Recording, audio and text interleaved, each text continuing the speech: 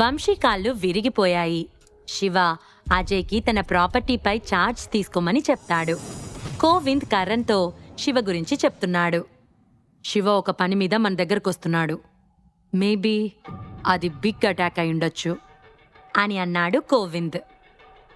Okay, వస్తే రానివ్వు, మనకేంటి, నువ్వేమైనా అతన్ని బాధ పెట్టావా అని కోవింద్ మాటలు అడ్డగిస్తూ అన్నాడు కరణ్.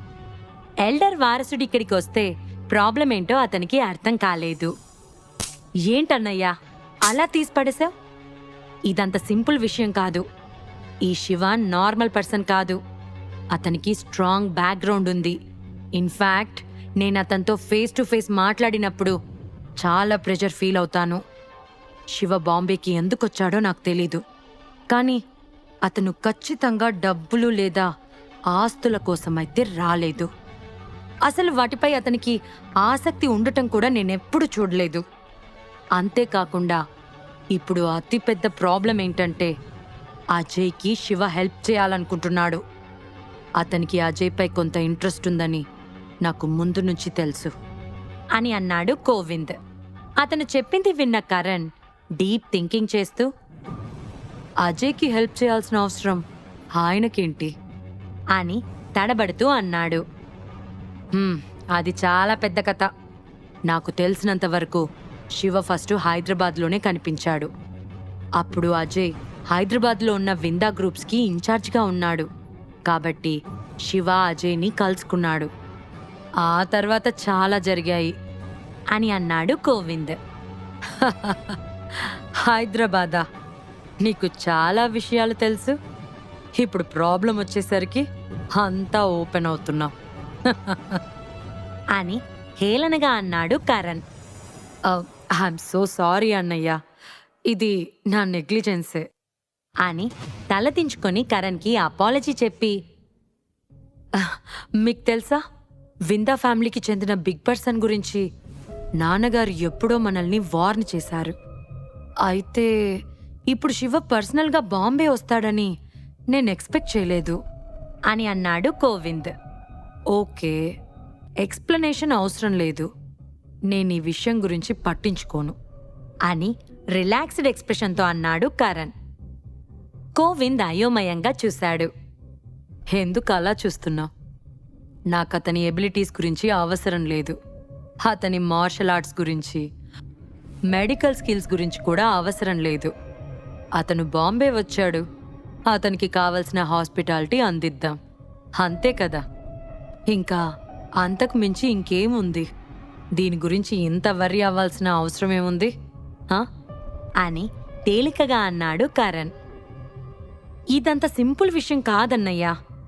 శివ ఇంతకు ముందే చెప్పాడు, విందా ఫ్యామిలీలోని సీనియర్ మెంబర్స్ అందర్నీ కలవాలని అనుకుంటున్నానని.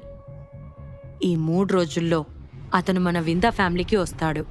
ఆయన వచ్చినప్పుడు మన ఫ్యామిలీలోని సీనియర్ మెంబర్స్ అంతా ఆయన ముందు ఉండాలి, ఏ ఒక్కరూ మిస్ అవ్వకూడదు అని అన్నాడు కోవింద్. వాట్ అని ఆశ్చర్యపోయాడు కరణ్. ఆ వెంటనే, ఈ శివ అంత పెద్ద వ్యక్తా? అతనిక్కడికొస్తే విందా ఫ్యామిలీలో ఉన్న సీనియర్ సభ్యులందరూ అతనిని కలవాలా? అతని గురించి అతను ఏమనుకుంటున్నాడు? అతను మన దగ్గరకొస్తే నేను మాట్లాడకుండా వెంటనే అతని కోసం గొప్ప హాస్పిటాలిటీ ఏర్పాటు చేస్తాను, అంతేకాని అతనికి భయపడటం ఏంటి? నాన్సెన్స్ అని అన్నాడు కరణ్. శివ ఎంత గ్రాండ్ మాస్టర్కి వారసుడైనప్పటికీ అతనిలో కొన్ని ఎబిలిటీస్, స్కిల్స్ ఉండొచ్చు, కానీ విందా ఫ్యామిలీ మొత్తం కలవాలని కోరుకునే క్వాలిఫైడ్ పర్సన్ అయితే కాదు. శివ గ్రాండ్ మాస్టర్ దగ్గర కొన్ని స్కిల్స్ నేర్చుకున్నప్పటికీ అతని యూజ్ ఏంటి? పైగా శివ చాలా చిన్న వయసులో పెద్దవాడిగా చేతిలో అధికారం తీసుకోవాలనుకుంటున్నాడు. అది నేనెలా ఒప్పుకుంటాను అని అనుకుంటున్నాడు కరణ్. అన్నయ్య, మనం శివని తృణీకరించలేం. ఎల్డర్ యొక్క real identity and powerful power మనకు తెలియకపోయినా నాన్నగారు మనకి చాలా జాగ్రత్తలు చెప్పారు.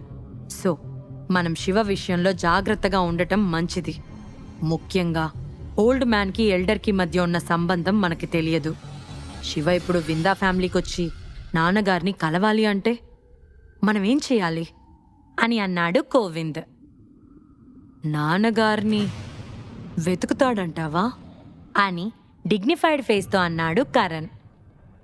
ఒకసారి నాన్నగారు చెప్పినట్టు గుర్తు, అతనెప్పుడైతే ఫ్యామిలీ లీడర్ పొజిషన్ని వదిలిపెడతాడో అది ఎల్డర్కి బదిలీ అవుతుంది.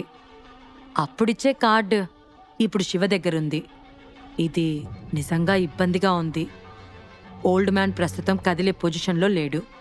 ఇప్పుడు ఈ శివ ఓల్డ్ మ్యాన్ని కలిస్తే మన ప్లాన్స్ అన్నీ నాశనమవుతాయి అని గంభీరంగా అన్నాడు కోవింద్. కాసేపు ఆలోచించిన కరణ్, మనకి ఒక వే ఉన్నట్లు అనిపిస్తుంది అని మెరుస్తున్న కళ్ళతో అన్నాడు. ఏంటన్నట్లు కరణ్ వైపు చూశాడు కోవింద్. నాన్నగారు ఎలాగో ఇంకా చనిపోలేదు. మనం ఎలాగో శివ నాన్నగారిని కలవకుండా చేస్తాం. అప్పుడతను ఏదో ఒక తప్పును చూసి మన బిగ్ బిజినెస్ని తన చేతిలోకి తీసుకోవటానికి చూస్తాడు.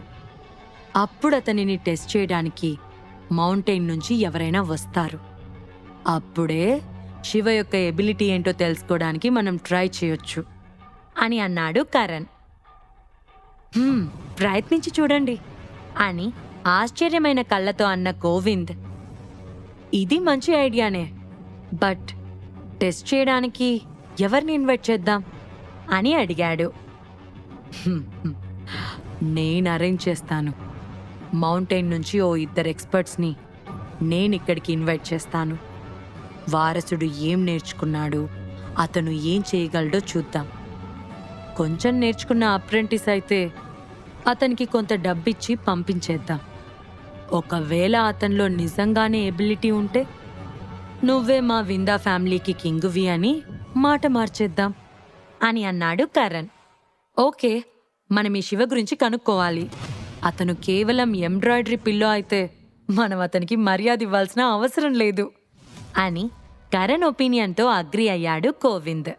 అయినప్పటికీ ఆల్రెడీ అతని మనసులో ప్లాన్ చేసుకుంటున్నాడు. శివ నిజంగానే కొన్ని స్కిల్స్ నేర్చుకున్న వ్యక్తి అయితే అతను వంశీని ఈ పొజిషన్కి తీసుకురాడు. సో ఒక ప్రయత్నం చేయడంలో తప్పేం లేదు అని అనుకున్నాడు కోవింద్. నువ్వింకా వర్రీ అవ్వాల్సిన అవసరం లేదు. వీటన్నిటినీ నేను డీల్ చేస్తాను అని అన్నాడు Karan. Minerva café Kohinoor business park ఏరియాలో చాలా ఫేమస్ కేఫ్ అది. మల్టీనేషనల్ కంపెనీ ద్వారా ఎస్టాబ్లిష్ చేయబడిన కేఫ్ అండ్ బ్రాండ్ని కలిగి ఉంది. బాంబేలోని చాలా మంది ఎలైట్ యంగ్ పీపుల్కి చాలా ఇష్టమైన ప్లేస్. సురభి టాక్సీ మాట్లాడుకొని కోహినూరు బిజినెస్ పార్క్కి వచ్చింది. కార్ దిగిన ఆమె మొబైల్ తీసుకుని కాల్ చేసింది. ఆమె బాంబే యూనివర్సిటీలో చదువుకున్నప్పుడు అక్కడే చదువుకున్న కొంతమంది ఫ్రెండ్స్ని కలవడానికి ఇక్కడికి వచ్చింది. ఆమె బాంబే వచ్చిందని తెలిసి తన ఫ్రెండ్స్ ఆమెని ఇన్వైట్ చేశారు. వాళ్ళంతా కాసేపు కలిసి కాలేజ్ డేస్ గురించి మాట్లాడుకొని చిల్ అవ్వాలని ప్లాన్ చేసుకున్నారు. సురభి బాంబే యూనివర్సిటీలో డిజైనర్గా తన గ్రాడ్యుయేషన్ని కంప్లీట్ చేసింది. ఆమె అక్కడ టాప్ స్టూడెంట్. అయితే స్టడీస్ అయ్యాక హైదరాబాద్కి వెళ్ళిపోయింది. తన తాతయ్య చెప్పడంతో ఆయన కంపెనీలోనే జాయిన్ అయింది. నిజానికి తన తాతయ్య అంటే సురభికి చాలా ఇష్టం. ఆయన సురభికి వర్క్ నేర్పించి అంచెలంచెలుగా ఆమెను పైకి తీసుకొచ్చి షికా గ్రూప్స్ని చార్జ్ తీసుకునేలా తీర్చిదిద్దాలని అనుకున్నాడు. అన్నిటికంటే సురభి ఆల్రెడీ జ్యువెలరీ డిజైనర్గా గ్రాడ్యుయేషన్ చేసింది. సో కంపెనీని సురభి అయితే పైకి తీసుకెళ్తుందని ఖచ్చితంగా అనుకున్నాడు. అయితే సురభి వర్క్లో జాయిన్ అయిన కొద్ది రోజుల్లోనే శివేంద్ర షికా చనిపోవడం బాధాకరం. అప్పట్నుంచి సురభి షికా గ్రూప్స్లో ఎప్పుడూ పురోగతి సాధించలేదు. ఇన్ని రోజులు తన క్లాస్మేట్స్ని, ఫ్రెండ్స్ని ఎప్పుడూ సురభి కాంటాక్ట్ చేయలేదు. నిజం చెప్పాలంటే సురభి శివతో బాంబే వచ్చే వరకు తన ఫ్రెండ్స్ గురించి కనీసం గుర్తు చేసుకునే ఛాన్స్ దొరకలేదు. ఇప్పుడు తను ఇక్కడికి రాగానే తన ఫ్రెండ్స్కి కాల్ చేసి కలిసే ప్రోగ్రాం పెట్టుకుంది. కార్ దిగిన సురభి రద్దీగా ఉన్న కోహినూరు బిజినెస్ పార్క్ సర్కిల్ని చూస్తూ వెస్ట్రన్ స్టైల్లో డెకరేషన్ చేసిన మినర్వా కేఫ్కి వెళ్ళింది. నేను గ్రాడ్యుయేషన్ కంప్లీట్ చేసి చాలా సంవత్సరాలైంది. నేనెలా మారిపోయానో నా ఫ్రెండ్స్ కూడా అలానే మారిపోయి ఉంటారు అని మెరుస్తున్న కళ్ళతో అనుకుంది సురభి. నిజానికి సురభి ఒకసారి శివేంద్ర శిఖాతో కలిసి ఈ ఏరియాకి వచ్చింది. అది కూడా ఒక బిజినెస్ కాన్ఫరెన్స్ మీద. ఇక్కడ వాళ్ళు దాదాపు 1 వీక్ ఉన్నారు. ప్రతిరోజు ఈ కమర్షియల్ సర్కిల్ని దాటుకుంటూ వెళ్ళేది. ఆమె ఇక్కడ చాలా షాపింగ్ కూడా చేసింది. ఈ కేఫ్లో చాలాసార్లు తన తాతయ్యతో కబుర్లు చెప్పుకుంటూ టీ తాగింది. చూడగానే సురభికి ఆ జ్ఞాపకాలన్నీ గుర్తుకొచ్చాయి. ఆల్రెడీ మన గ్రాడ్యుయేషన్ అయిపోయి 4 సంవత్సరాలైంది. అయినా నువ్వు పెద్దగా మారలేదు. ఇప్పటికీ అలానే అప్పట్లానే చాలా అందంగా ఉన్నావు అని ఆల్రెడీ అక్కడ చేరిన తన ఫ్రెండ్స్ గ్యాంగ్లోని యంగ్ పర్సన్ చిరునవ్వుతో అన్నాడు. అది నిజమే సురభి, నువ్వు మన క్లాస్ క్వీన్వి అని నవ్వుతూ అన్నది ఓ అమ్మాయి. సరే సరే, మనం లోపలికి వెళ్దాం. సురభి, ఆల్రెడీ మన కోసం ఒక టీ క్యాబిన్ రిజర్వ్ చేశాను. వెళ్ళి టీ తాగుతూ చాట్ చేద్దాం అని అన్నారు గుంపులోని మరో వ్యక్తి. అంతా కలిసి టీ క్యాబిన్ వైపు అడుగులు వేశారు. ఒక రాజుల కాలం నాటి కోటలాగా ఉంది ఆ కేఫ్. దాన్ని వెస్ట్రన్ స్టైల్లో డెకరేట్ చేశారు. క్యాబిన్కి వెళ్ళిన అందరూ అక్కడ కూర్చున్నారు. టేబుల్ చుట్టూ దాదాపు 10 మంది ఉన్నారు. వెల్కమ్ సురభి. అయినా నువ్వేంటి బాంబేలో ఉన్నావు? ఏం పని మీదొచ్చావు ఏంటి అని సురభి పక్కనే ఉన్న ఓ అమ్మాయి అడిగింది. మన స్టడీస్ అయిపోయినప్పటి నుంచి నీ ఊసే తెలియలేదు. ఏంటి ఇంతకాలానికి మా ఊరికొచ్చావు అని అన్నాడు మరో వ్యక్తి. మీ కన్సర్న్కి థ్యాంక్ యూ సో మచ్. నేను నా గ్రాడ్యుయేషన్ తర్వాత మా ఫ్యామిలీ బిజినెస్లో వర్క్ చేస్తున్నాను, కాబట్టి బయటకి రావటం చాలా తక్కువ అని పొలైట్గా అన్నది సురభి. ఏంటి, నీ హోమ్ టౌన్లోనే వర్క్ చేస్తున్నావా? అది అవసరమే అయినప్పటికీ నువ్విక్కడికి ఎందుకు రాకూడదు? నేను నీకు ఒక మంచి జాబ్ చేస్తాను అని వెస్ట్రన్ డ్రెస్ వేసుకున్న ఓ అమ్మాయి చెప్పింది. అవును సురభి, మేఘనా విందా నీకు జాబ్ చూడటంలో హెల్ప్ చేస్తుంది. నీకు తెలియదనుకుంటా, మేఘనా విందా ఫ్యామిలీ బ్యాక్గ్రౌండ్ బాంబేలోనే చాలా పెద్దది. తను తన ఫ్యామిలీ గ్రూప్ ఆఫ్ కంపెనీస్లో నీకు సీనియర్ మేనేజర్ పొజిషన్ని చాలా క్యాజువల్గా ఏర్పాటు చేయగలదు అని అన్నాడు ఆ పక్కనే ఉన్న మరో వ్యక్తి. Thank you so much to all and మేఘనా. నేనిప్పుడు చాలా స్టేబుల్గా ఉన్నాను. మీ కన్సర్న్కి చాలా థ్యాంక్స్ అని చిరునవ్వుతో పొలైట్గా ఆన్సర్ చేసింది సురభి. మేఘనకి సురభికి మధ్య మంచి రిలేషన్ ఉండేది. అప్పుడే ఆమె మేఘన ఫ్యామిలీ బ్యాక్గ్రౌండ్ గురించి చాలా విన్నది. ఓహో, స్టేబుల్ అని నవ్విన మేఘన, నువ్వెక్కడుంటున్నావు? నేను నీ గురించి చాలా విన్నాను. చూడు, క్లాస్మేట్స్ అందరం కలిసి పార్టీ చేసుకునేటప్పుడు నువ్వు సొంత కారులో రాకుండా టాక్సీలో వచ్చావు. అది నీకు రెస్పెక్ట్గా ఉందా? అసలు ప్రాబ్లం ఏంటి? నువ్వు నాకు చెప్పకూడదా అని అన్నది మేఘన. మేఘన ఫ్యాషనబుల్ ఎంబ్రాయిడరీ షర్ట్ వేసుకుని ఉంది. ఆమె ఫేస్ చాలా బ్యూటిఫుల్గా ఉంది. తన చేతికి కాస్ట్లీ వాచ్ పెట్టుకుంది. ఆమె తల నుండి కాళ్ళ వరకు వేసుకున్న థింగ్స్ని బట్టి బాగా తెలిసిన ఎవరికైనా ఆ థింగ్స్ వాల్యూ దాదాపు 10 లక్షలుంటాయని అర్థమైపోతుంది. నీకేమైనా ప్రాబ్లమ్స్ ఉంటే నోరు తెరువు. ఆ రోజుల్లో నువ్వు కాలేజీ బ్యూటీ వనుకో. అప్పుడే అయితే నీ కాలుకి చిన్న ముళ్ళు గుచ్చుకున్నా అందరూ విలవిలలాడిపోయి నీకు హెల్ప్ చేయాలని అనుకునేవారు అని చిరునవ్వుతో అన్నాడు మరో యంగ్ మ్యాన్.